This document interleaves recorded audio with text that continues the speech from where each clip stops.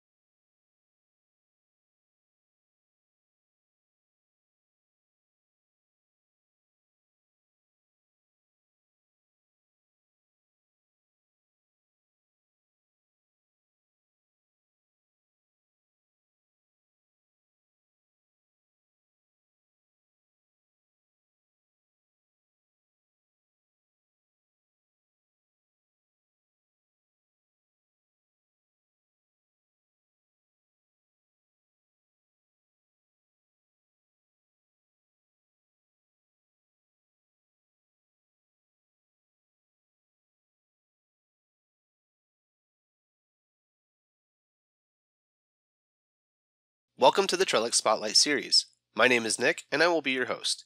Today's session will focus on ransomware malware. This webinar will be recorded. If you prefer not to participate in the recorded session, please feel free to disconnect at this time. A link to today's recorded presentation will be emailed to all registered attendees.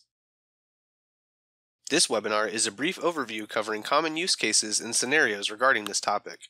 It is not intended to be all-encompassing. If assistance is needed, please contact Trellix Technical Support. If you have questions during the webinar, please type them in the Q&A window. This webinar may run longer or shorter based on your participation, and we recommend asking as many questions as you can to make the most of this series. If the Q&A window is not displayed, click the tab at the bottom of your session window and click on the Q&A icon. We will answer questions during the final section of this webinar. If you experience any audio issues during the webcast, please drop and attempt to reconnect. Our speaker today is Sean Campbell. Sean is an advanced malware technical support engineer that joined McAfee in 1999. Sean helps deliver quality assistance with implementation of best practices for threat remediation and propagation prevention. Sean works directly with McAfee labs and malware support to help facilitate, conduct root cause analysis, and determine a solution.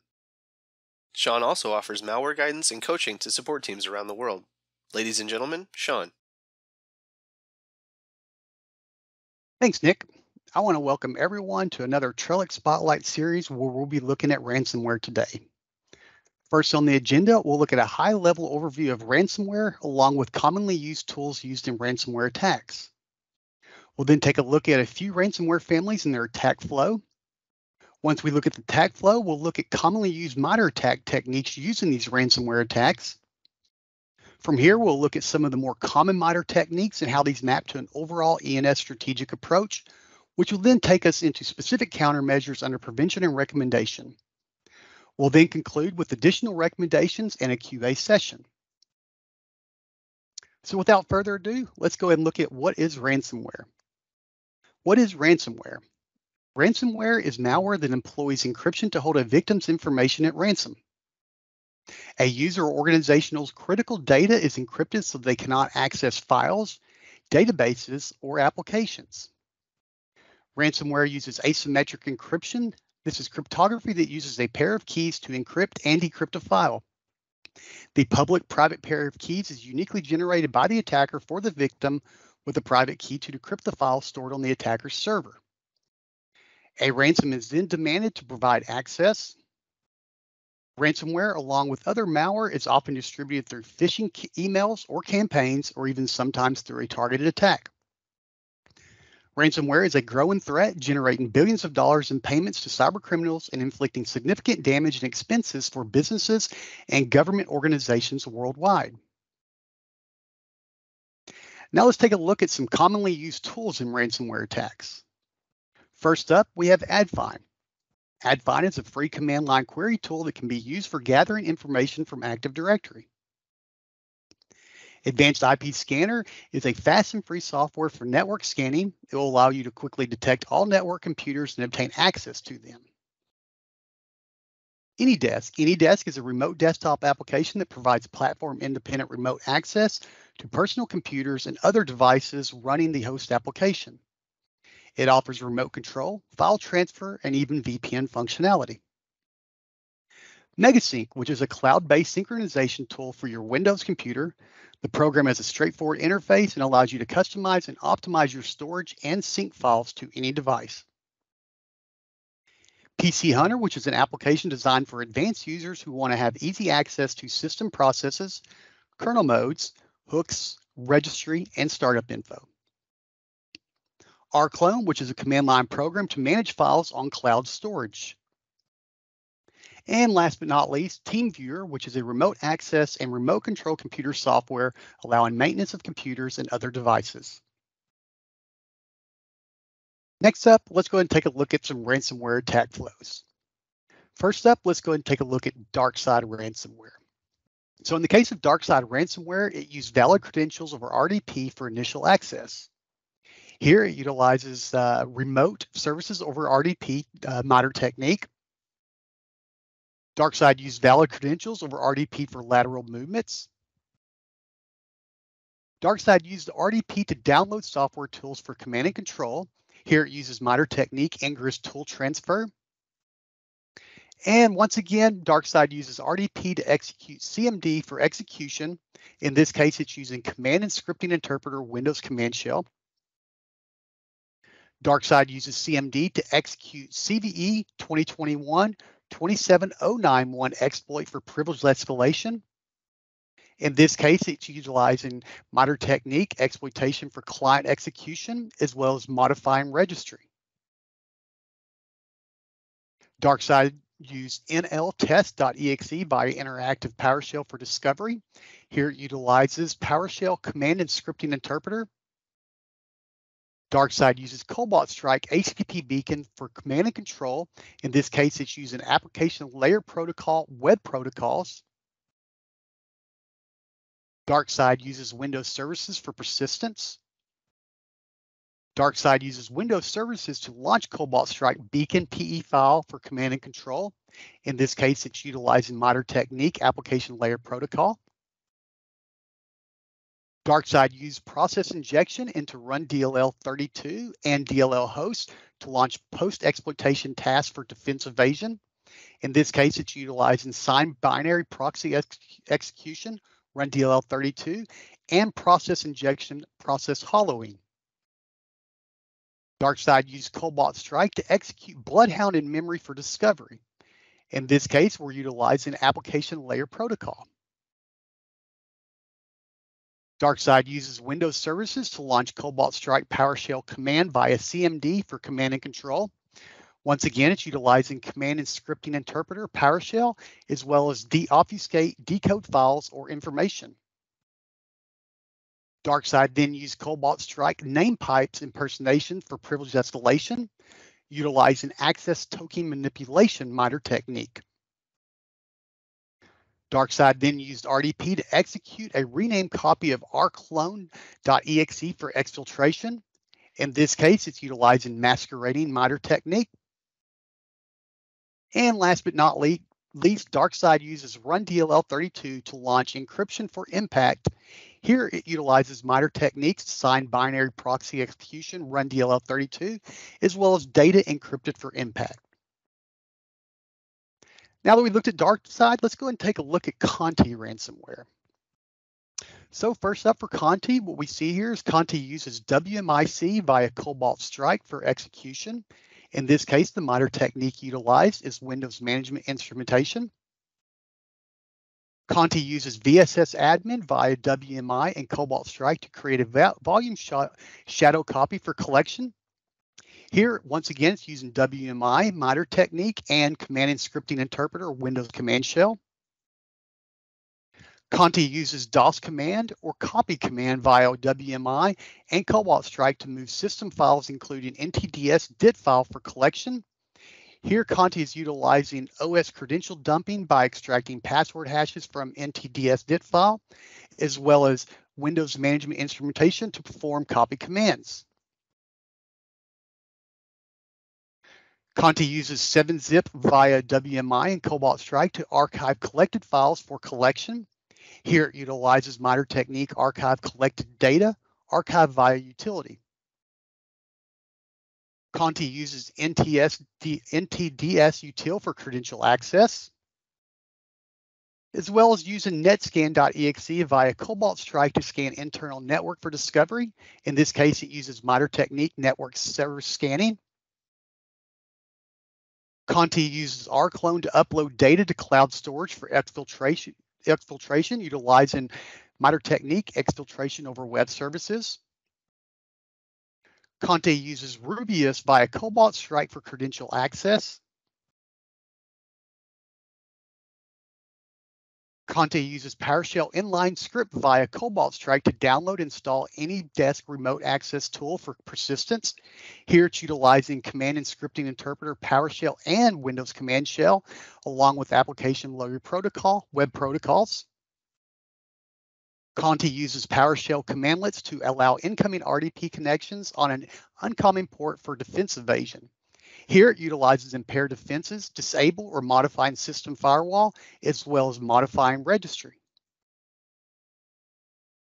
Conti uses COM services DLL via Cobalt Strike to dump LSAS process memory for credential access. Here it's utilizing signed binary proxy execution, run DLL 32. Conti then uses Task Manager over RDP to dump LSAS process memory for credential access. In the case here, MITRE techniques utilize a remote services, remote desktop, as well as OS credential dumping, LSAS memory. Conti uses WMIC via Cobalt Strike to launch COM services DLL via run DLL 32 on remote systems for credential access. Conti uses PSExec via Cobalt Strike to launch COM services DLL via run DLL 32 on remote systems for credential access. Conti uses PSExec via Cobalt Strike to copy malicious files into a remote system for lateral movement, utilizing a lateral tool transfer MITRE technique. Conti uses WMIC via Cobalt Strike to copy and start execution of malicious files into remote systems for lateral movement. Conti uses Sketch Task via Cobalt Strike to execute malicious files into remote system for lateral movements. In this case, it's actually utilizing scheduled task or job, scheduled task for MITRE techniques. Next, Conti uses AdFind via Cobalt Strike for discovery.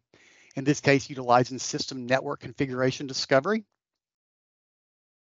Conti then uses Cobalt Strike to launch whole domain encryption for impact, utilizing Ingress tool transfer technique, data encrypted for impact, as well as process injection techniques. And last but not least, Conti uses RDP to launch whole domain encryption for impact. Okay, now that we've looked at DarkSide and Conti attack flows, let's go ahead and look at the MITRE techniques that those ransomware families, as well as other ransomware families, do utilize in attacks.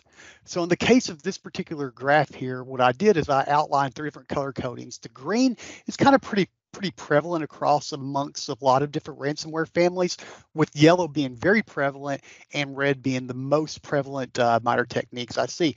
There are quite a bit of other techniques that are utilized that might be one-off, for like a wiper, for instance. You have a disk wipe, you have ransomware families that do like bits jobs and stuff like that, but these are kind of the more common techniques. So in this case, what we're looking at is we're going to look at initial access. Here, it's the adversary is trying to get into your network. The particular one we're going to look at here is phishing. Next up is going to be execution, which is the running of malicious code. In this case, we're going to look at WMI, command and scripting interpreter, exploitation for client execution, as well as user execution. And then you have persistence. Persistence is how the adversary maintains their foothold. Then we're going to look at privilege escalation. In this case, we have process injection. And then there's going to be defense evasion, which is avoid being detected. Here, the techniques utilized are obfuscated files or information, masquerading, process injection once again, modifying registry, de-obfuscate, decode files or information, system binary proxy execution, as well as impaired defenses. Next, we have credential access, which is how the adversary steals account names and passwords. In this case, we're going to look at OS credential dumping. Then we get into discovery. This is how the adversary figures out your environment. Here, we're going to look at system information discovery, as well as file and directory discovery. Next up, lateral movement. This is how the adversary is going to move throughout your environment. Here, we're looking at remote services and lateral tool transfer. In the case of collection, this is how the adversary is going to gather data of interest to their goal.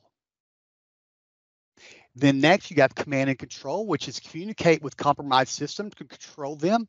In this case, we're going to look at application layer protocol and ingress tool transfer. Exfiltration, how data is stolen. And then last but not least, is going to be impact. This is how you manipulate, you interpret, or you destroy your system and data. The techniques that we're going to look at here are data encrypted for impact, service stop, as well as inhibit system recovery. Now that we've looked at some common modern techniques that are utilized amongst various ransomware families, let's go ahead and map those to an overall ENS strategic approach and various modules or components of the ENS. So in this case, the first one we're looking at is phishing. In this case, the sub-techniques utilized are spear phishing attachment, spear phishing link. In the case of phishing, adversaries may send phishing messages to gain access to victim systems. All forms of phishing are electronically delivered by social engineering techniques. Phishing can be targeted, known as spear phishing, and spear phishing, a specific individual, company, or industry will be targeted by the adversary. In the case of phishing, the components that we see that provide protection against phishing are going to be ENS firewall, ENS web control, as well as adaptive threat protection. Next up, we have WMI. WMI, adversaries may abuse WMI to execute malicious commands and payloads.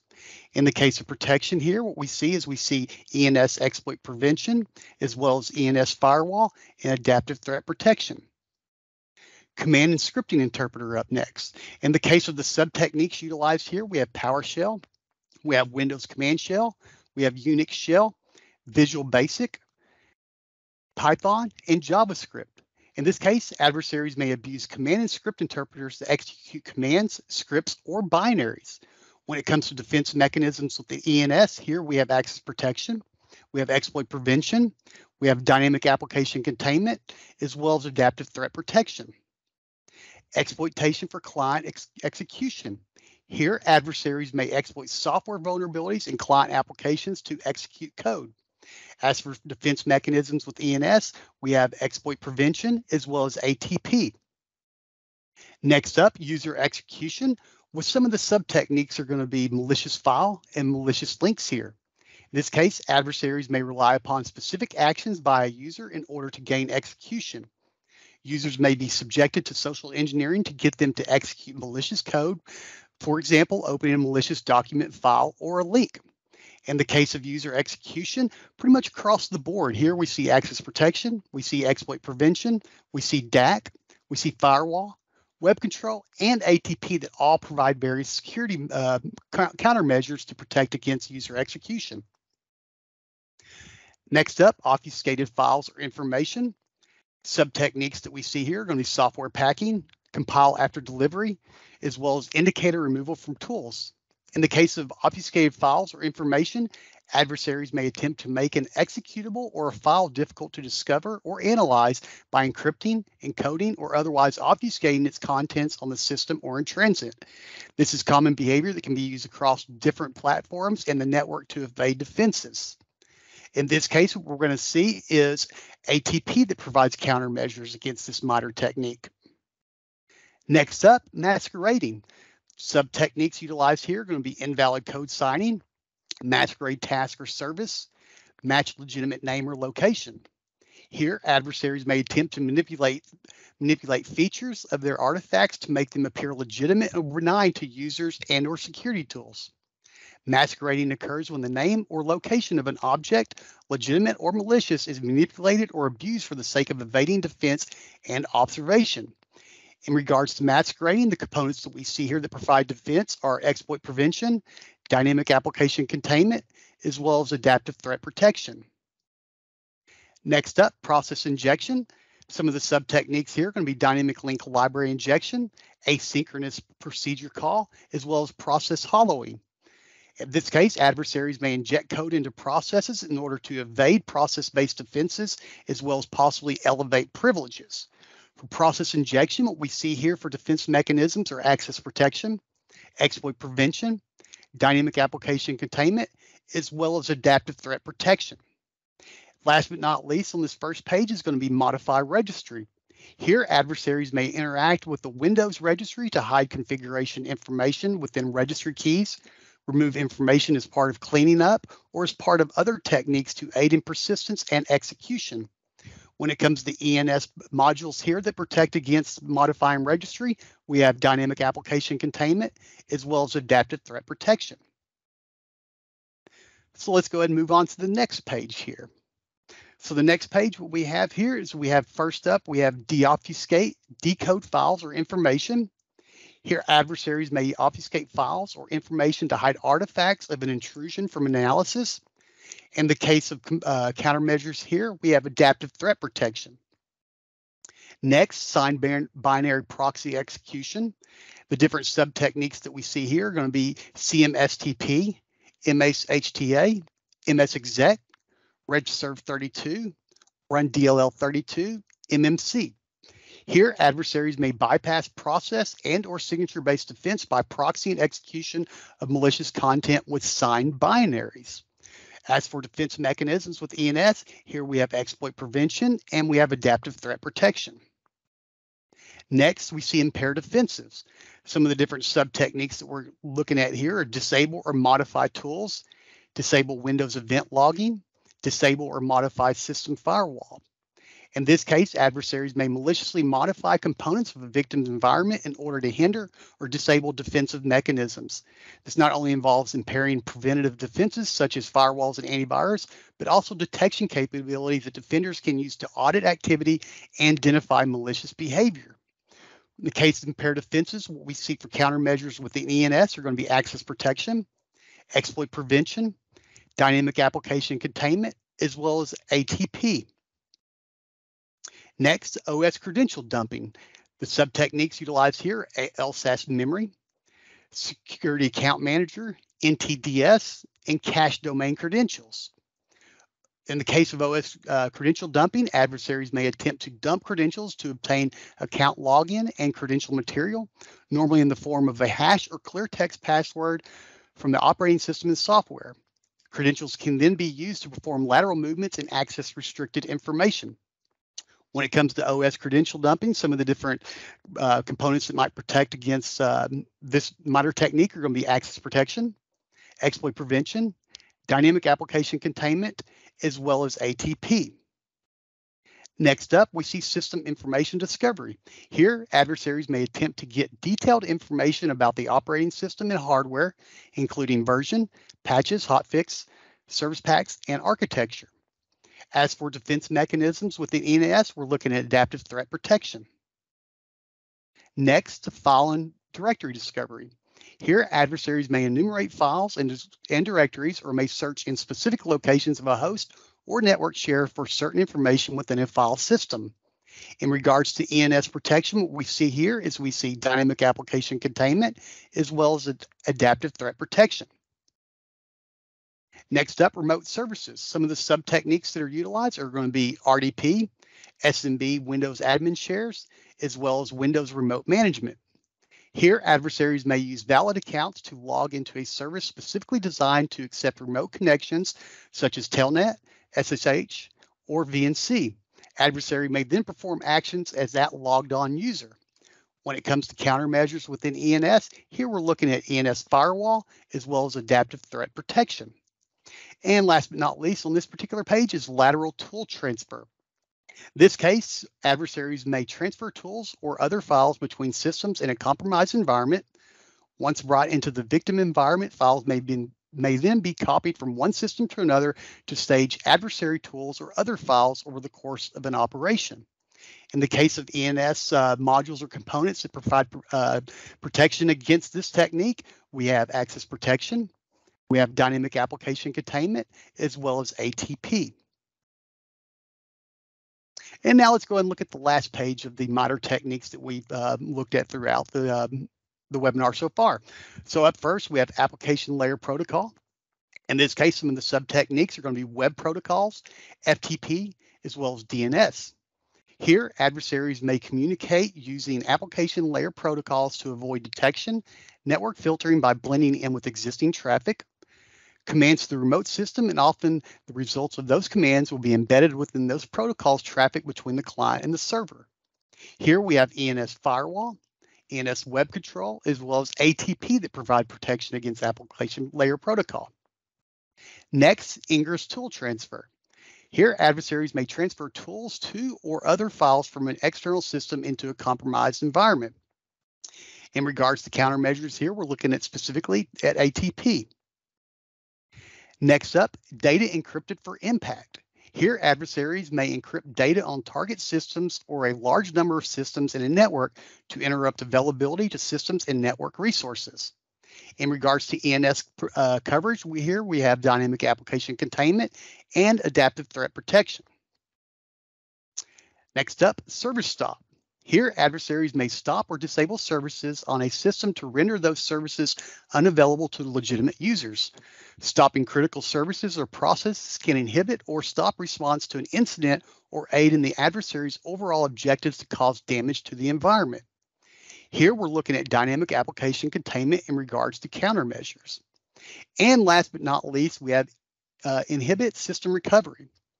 In this case, adversaries may delete or remove built-in operating system data and turn off services designed to aid in the recovery of a corrupted system to prevent recovery.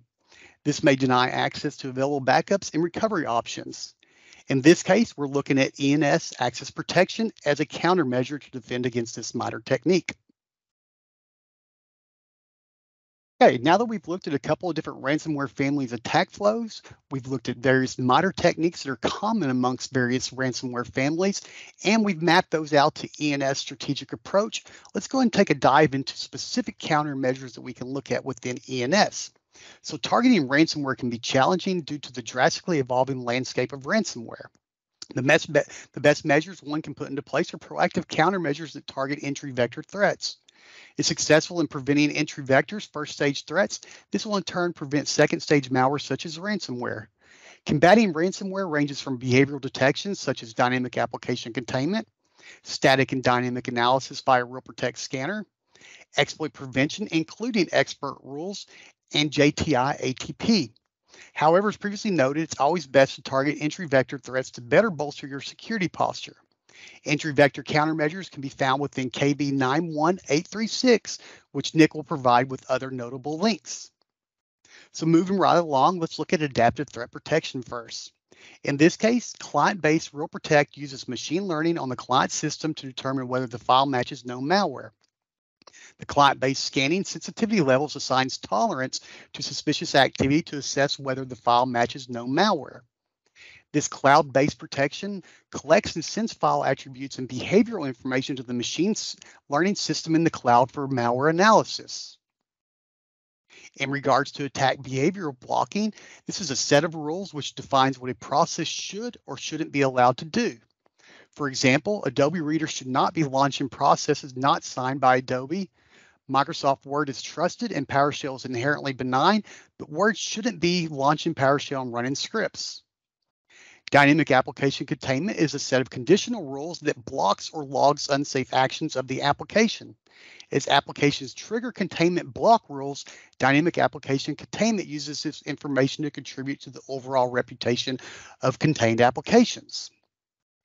So now let's go and look at some specific ATP rules that are common amongst various different ransomware families. Up first, what we see is rule ID 4. use GTI file reputation to identify trusted or malicious files. In this case, it determines if a file is trusted or malicious based on the file's GTI reputation. This rule will help detect ransomware binary if applicable. Rule 5, use GTI URL reputation to identify trusted or malicious processes. Here, it determines if a process is trusted or malicious based on the GTI URL reputation. Rule 239, identify suspicious command parameter execution. This rule targets specific invocations of command and script interpreters. Rule 240, identify suspicious files with characteristics that have been predominantly seen in ransomware. This is related to MITRE Technique 1486, and identify suspicious files with characteristics that have been predominantly seen in ransomware and are in uncommonly used locations. Rule 255, detect potentially obfuscated command line parameters. This is related to MITRE Technique T1027. This rule is designed to analyze command line parameters based passed to programs to alert on potentially obfuscated strings that could indicate malicious behavior. Next up, Rule 263, detect processes accessing suspicious URLs. This rule is designed to detect processes having suspicious URLs and command parameters used to download malicious payloads. And last on this page, we have Rule 300, prevent Office applications from starting child processes that can execute script commands. This is related to MITRE Technique T1566. Here, you prevent Office applications from launching children processes that can execute scripts like PowerShell and or C-script. Next, Rule 309, block processes attempting to launch from Office applications. With Office documents being a primary entry vector used to deploy malware, this rule prevents Office applications from being abused to deliver malicious payloads. Rule 312, prevent email applications such as Outlook from spawning script editors and dual-use tools. This is related to MITRE Technique T1204. Phishing emails are common initial attack vectors being utilized by ransomware authors. This rule will help to detect suspicious use of email applications by preventing the launch of uncommon processes. Rule 313, prevent text editors like Notepad and Wordpad from spawning processes that can execute script commands in all rule group assignments. This rule prevents text editors from being used to spawn processes like CMD or PowerShell. Rule 316, prevent PDF readers from starting processes that can execute scripts in all rule group assignments. Once again, this is related to MITRE Technique T1204 to prevent PDF readers from launching processes that can execute scripts. Rule 318, prevent PDF readers from starting command.exe. Here, it prevents PDF readers from launching CMDs. Rule 319, prevent CMD.exe from starting other script interpreters such as C-script or PowerShell in all rule group assignments. This rule attempts to keep CMD from launching other instances that could indicate a malicious payload. It will block dual-use tools from being launched from command.exe that are commonly used in ransomware attacks. And last rule on this page is going to be Rule 323, prevent MSHTA from being launched as a child process. Here, attackers use MSHTA to execute malicious HTA files, JavaScript, or VB script. This rule will help to detect malicious use case scenarios. Next up, Rule 332, prevent Cert Util from downloading or decoding files with suspicious extensions. This rule is designed to block Cert Util from downloading remote files or decoding files disguised as something else. Cert Util is a binary that can be abused by attackers to fetch or decode payloads. This rule prevents Cert Util from fetching payloads or decoding stage files. Next, Rule 341, identify and block patterns being used in ransomware attacks and security rule group assignments. This is related to various MITRE techniques. Here it looks for any potentially malicious invoking of patterns which are common in ransomware attacks. This one takes a little bit more of an aggressive approach than Rule 342 and works in a security rule group assignment. In regards to Rule 342, identify and block patterns being used in ransomware attacks, once again related to various MITRE techniques. This looks for any potentially malicious invoking of patterns which are common in ransomware attacks and blocks the execution of that. Rule 502, detect new service creation. This one prevents new services from being created via sc.exe or PowerShell.exe. Rule 513, detect commands used for copying files for a remote system. This is related to modern techniques 1105 and 1570. This rule will detect commands used to transfer tools or other files from external environments to compromised systems using data exfiltration techniques. This rule can generate false positives, hence it's meant for highly restrictive environments. And last but not least, on our ATP/JTI rules, we have Rule 517. Prevent actor processes with unknown reputations from launching processes in common system folders. This rule targets processes with an unknown process reputation or lower, launching binaries from common system folders. It also looks for blank command lines, as is common in some Cobalt Strike spawn use attacks. This rule is good for common behaviors in known Cobalt Strike. So next up, let's go ahead and look at DAC. So in regards to DAC, there's KB 87843, which is a list of and best practices for endpoint security dynamic application containment rules. Once again, this will be provided in the notable links by Nick later on. However, looking at those specific common rules with DAC, with ransomware attacks, what we see are deleting files commonly targeted by ransomware class malware, disabling critical operating system executables, modifying AppInit DLL registry entries, modifying image file execution options registry entries, modifying screensaver settings, modifying startup registry locations, reading files commonly targeted by ransomware class malware, suspending a process, terminating a process, reading from another process memory,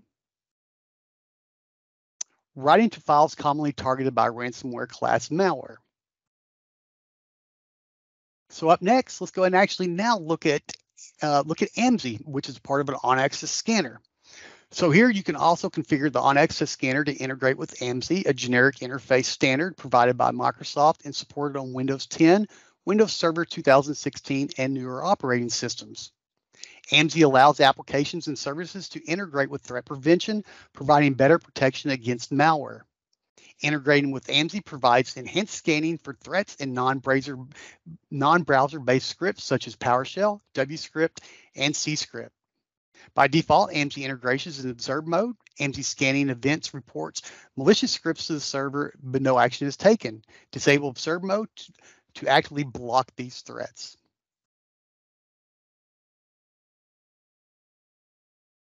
All right, now, so let's go and take a look at Ens Exploit Prevention.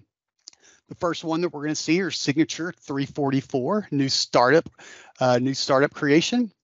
Here, this is related to MITRE technique 1547.01. This event indicates that a new program has been designated to run its startup or that the startup status of an existing program has been modified. Signature 413, suspicious double file execution, extension execution. This is user execution. This event indicates that a file with two extensions, such as readme.txt.exe, was run. This possesses a security risk because such files are often viruses or Trojan horses. Signature 428, generic buffer overflow. Here, this exploitation for client execution, which is various different MITRE techniques and exploits as a whole. Signature 6107, MS Word trying to execute unwanted programs. This is user execution. This event indicates an attempt to execute command.exe, PowerShell.exe, mshta.exe by MS Word. Signature 6108, suspicious download string script execution. This event indicates that Windows PowerShell is used for downloading and executing suspicious scripts. Signature 6113, fileless threat, reflective self-injection. This is a command and script interpreter MITRE technique. This event indicates a fileless attack where a PowerShell script tried to inject a portable executable in PowerShell process itself. Signature 6114, fileless threat, reflective exe self-injection, another command and scripting interpreter MITRE technique. This event indicates a fileless attack where a PowerShell script tried to inject a exe into the PowerShell process itself. Signature 6115, fileless threat, reflective DLL remote injection. Once again, a command and script interpreter technique. This event indicates a fileless attack where a PowerShell script tried to inject a DLL into a remote process. And last but not least, on this exploit prevention page, we have signature 6116, and here it's Mimikatz LSAS suspicious memory read. This is related to OS credential dumping.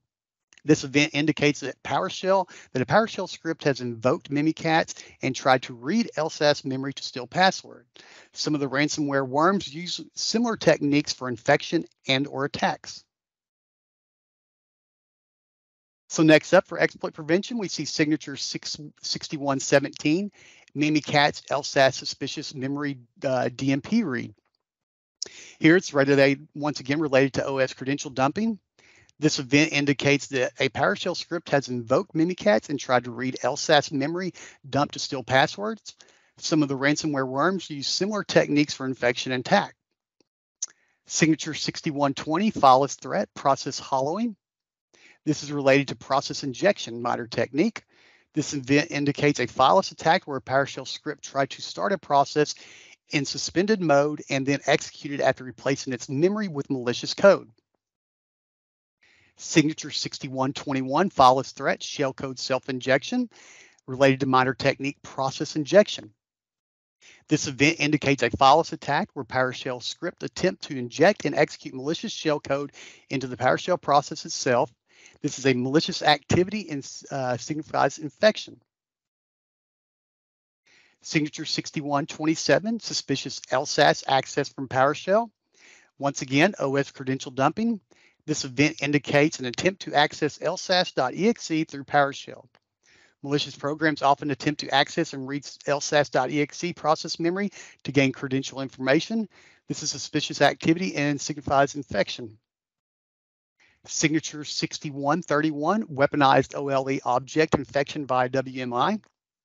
Here we're looking at MITRE technique, Windows Management Instrumentation. This event indicates an attempt to access WMI through Word, Excel, or PowerShell or PowerPoint using macros.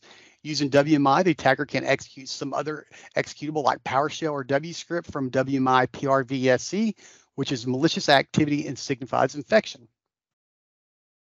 Signature 6148, malware behavior, Windows EFS abuse. This is related to data encrypted for impact. EFS, or encrypt file system, is a Microsoft feature of NTFS that provides file-level encryption. This event indicates a malware attempt to encrypt files and folders using EFS. Signature 6153, malware behavior, Ryuk ransomware activity. Once again, MITRE technique, data encrypted for impact. This event indicates an attempt to encrypt user files using certain variants of Ryuk ransomware. And last but not least, we have signature 6165, malicious behavior, directory junction attempt detected. This is related to MITRE technique, impaired defense, as well as an Inhibit system recovery. This event indicates that an attempt is made by a potentially malicious script to create directory junction to sensitive install paths. This technique is used by some malware to abuse antivirus protection mechanisms to remote systems or application-specific files. All right, now that we've looked at exploit prevention, let's go ahead and look at some expert rules. So in this case, Engineering Labs is actively creating expert rules and uploading these to our GitHub repository for various threat techniques. Here we're going to look at a couple of different examples below that are specific to targeting ransomware attacks. As for the GitHub repository, we'll go ahead and actually provide that link with the other notable links as well. The one that we're looking at here specifically, description, this rule detects access or deletion of volume shadow copies using WMIC.exe process. This behavior is observed with a few ransomware actors and pretty much most of them, just depending on the actual technique used within WMIC and the command line parameters. So here you can actually see the object name is WMIC.exe. You can see 4 different command line parameters that vary from shadow copy delete asterisk to shadow copy delete, shadow copy / no interactive asterisk to shadow copy / no interactive. And this is all included in access create. Next up, we see this rule detects deletion of volume shadow copies using VSS admin process. Once again, behavior observed with few ransomware actors. In this case, our object name is vssadmin.exe, and we have 6 different command line parameters here. We have delete shadows, asterisk, all, asterisk, quiet, asterisk. We have delete or asterisk, delete shadows, asterisk, all, quiet. We have asterisk, delete shadows, /all, /quiet.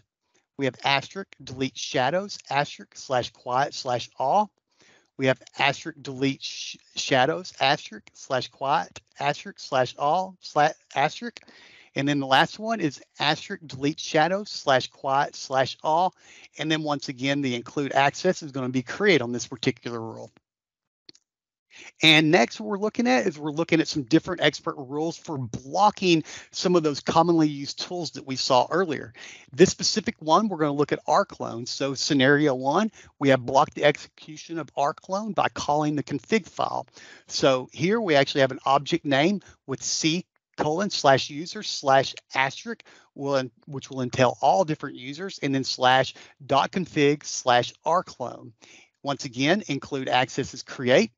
And then in the second case, we have block the usage of rclone and use command line options. So here, object names, we have PowerShell.exe as well as command.exe. And then we have our object name, which is rclone.exe, followed by various different command line parameters that are utilized with rclone. They can be anywhere from pass, user, copy, mega, sync, config, LSD, remote, or LS. And once again, the include access is create. So in this case, you can utilize this particular rule and you can modify it however you want to with those other different tools that we were looking at, whether it be an Ips Scanner, whether it be other remote desktop applications. You can pretty much, this is the world's your beck and call. It's really what it comes down to here. So you can add whatever binaries you want to here and you can block those. And really what we're trying to focus in on right now, talking to some like SEs and ATR, they are focusing on a lot of these tools because of all the different techniques, all the lateral movements, exfiltration of data that happens with these particular tools. So blocking those is really good. You can even set up, access protection rules that are very generic though to block like rclone.exe and stuff like that. However, this gets you a little bit more in depth where you can block it by command line parameters, location, APIs, and different different objects of such. Up next, let's go and look at some of the more common ENS access protection rules that are violated with ransomware families. So first up, browsers launching programs from downloaded program files folders. Create a new executable file in the program's file folder. Create a new executable file in the Windows folder. Disable registry editor and task manager. Doppelganger attack on processes. Execute Mimikatz malware. Executing scripts by Windows scripting hosts. Remotely creating or modifying files or folders. Very aggressive. It's just one that I do see a whole lot of hits on. And a lot of these rules will be kind of aggressive. And one thing that you always want to do is definitely test everything that you're going to, push out to your environment. We want to do reports and create our appropriate exclusions prior to actually blocking. So some of these are going to be a little bit more aggressive than others. And that's just really comes down to, all environments are different and you have to test these out to make sure you're not, interrupting business by triggering false alerts. Remotely creating or modifying PE, INI, and core system locations. And next, but not, or actually last, would be enhanced remediation. Here, what we're looking at is automatically returns systems to a healthy state. So how does it work? So in the case of this, basically malware attempts to compromise an endpoint, file names are altered, executables are called on to grant access to the system, payload is delivered, system is compromised. So up next, what we see here is within ENS, system snapshot is established, records changes made to files, permission changes, and other malicious actions. ENS detects threats through known methods, behavioral analysis, or global threat intelligence.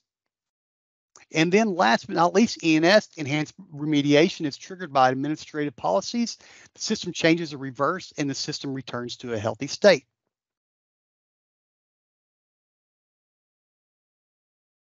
Users remain productive, administrators regain time otherwise spent on manual repair or reimaging.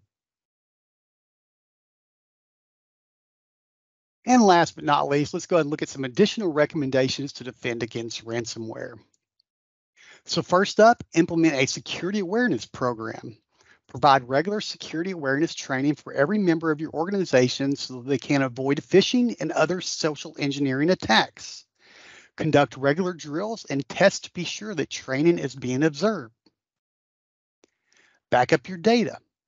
The best way to avoid the threat of being locked out of your critical files is to ensure that you always have backup copies of them, preferably in the cloud and on an external hard drive. This way, if you do get a ransomware infection, you can wipe your computer or device free and reinstall your files from backup. This protects your data and you won't be tempted to reward the malware authors by paying a ransom. Backups won't prevent ransomware, but it can mitigate the risk. Secure your backups. Make sure your backup data is not accessible for modification or deletion from the systems where the data resides. Ransomware will look for data backups and encrypt or delete them so they cannot be recovered. So use backup systems that do not allow direct access to backup files. Use security software and keep it up to date. Make sure all your computers and devices are protected with comprehensive security software and keep all your software up to date. Make sure you update your device's software early and often, as patches for flaws are typically included in each update. Practice safe surfing. Be careful where you click. Don't respond to emails and text messages from people you don't know, and only download applications from trusted sources. This is important since malware authors often use social engineering techniques to try to get you to install dangerous files. Only use secure networks. Avoid using public Wi-Fi networks since many of them are not secure and cyber criminals can snoop on your internet usage. Instead, consider installing a VPN which provides you with a secure connection to the internet no matter where you go. Stay informed. Keep current on the latest ransomware threats so you know what to look out for. In the case that you do get a ransomware infection and not backed up all your files, know that some decryption tools are made available by tech companies to help victims. Use mail and web gateway products that identify and block access to malicious links. Use anti-spam and anti-phishing filters solutions to block emails with suspicious links, attachments, and/or untrusted senders. Prevent PowerShell from running on systems in which PowerShell isn't intended to run. Make sure that Microsoft Office security policies for macros are set to high or very high. Block emails with password protected attachments. And last but not least, if you find yourself without a viable backup, there's still a chance you can get your data back. A growing number of free decryption tools can be found at No More Ransom. If one is available for a variant of ransomware you're dealing with, and assuming you've wiped all traces of malware from your system by now, you'll be able to use decryption keys to unlock your data. The No More Ransom project is a collaboration amongst various security vendors, so the most probable for decryption. Here, the customer can upload encrypted files, the ransomware note, and/or any artifacts, which are email, website URL, onion, or Bitcoin addresses listed in the ransom demand to determine if a decryption tool is available. Another tool might be ID ransomware spoof. And with that said, I'll go ahead and actually pass it back over to Nick for a Q&A session. I appreciate your time, and here you go, Nick. It's all yours. Thanks. Thanks, Sean. As a reminder for everyone, Trellix Education Services offers exceptional training to go along with our award-winning products.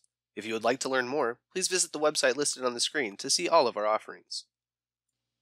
Let's get our Q&A session started. I see we have several questions, but it's not too late to add your question. Please type it in the Q&A window to submit. Additionally, take a moment to fill out the survey. Your feedback and suggestions are always appreciated. Do the ransomware malware that use command and control servers need to connect to the command and control server before it encrypts? Yeah, actually, good question. In this case, no, it does not. There are going to be client-side or server-side encryptions. Some of them are going to be the older ones. And a lot of these, they don't utilize, they don't need to connect to the command and control for the encryption routine. However, they would have to for, the private key to actually do the decryption if the customer was, choosing to pay the ransom. We're not going to ever suggest to pay the ransom because that's just going to keep the cyber criminals and the threat actors in business. But you don't necessarily need a direct communication to a command and control server for that encryption routine. There's other techniques and stuff from like, the data impact, to actually decrypt the file and stuff like that, but not necessarily. A lot of these are actually done client side. Got it. Okay, cool. Thank you for that. Do you have Trellix recommended ENS policy settings that will help with ransomware? Okay, yeah, and that one was asked a little bit earlier on. I did see that one come up before the preventative recommendation were actually given. So we do have a set of policies. So this particular webinar is actually multiple different things going on in the background. So the initiative for this webinar is to come up with a KB article that helps to fight or defend against ransomware, and that's anywhere from the introductory phishing attack all the way down to the data impact for encryption, which would be, like DAC doing the, analyzing, renames or creates or deletes on files and preventing the encryption routine. So the KB article is going to be one huge KB article that's going to say, anywhere what is ransomware to a high level overview, kind of what we looked at in the beginning. It will provide various minor techniques, some of the more common techniques that we saw throughout the presentation, as well as other techniques. And then also I'm going to provide the different rules from the ATP rules, the DAC rules, access protection, and, exploit prevention, expert rules. I'm going to provide links in there for, what to actually do when you're under a ransomware attack. And then some of those other countermeasures at the end that are just based upon, like data backup, security awareness. So it's a huge initiative we've been doing for a while now, and we're finally rolling it out. And we started off with the webinar first, and then I'm going to follow up with the KB. There's going to be a lot more data in the KB because I had to get this down to, of course, like right around 50 minutes, I think is right around the time that it took for my particular part. And so there's going to be other JTI rules. There's going to be other expert rules as they come out, exploit prevention rules as they come out, access protection. So DAC, when, whatever we do, I do a lot of analysis on ransomware samples. And this is anywhere from example into like Ryu to, dark side to Conti. I've looked at various samples across the board with the most prevalent ransomware families that we see. And I've been sandboxing those for years, gathering data. So this initiative has actually been going on for a couple of years.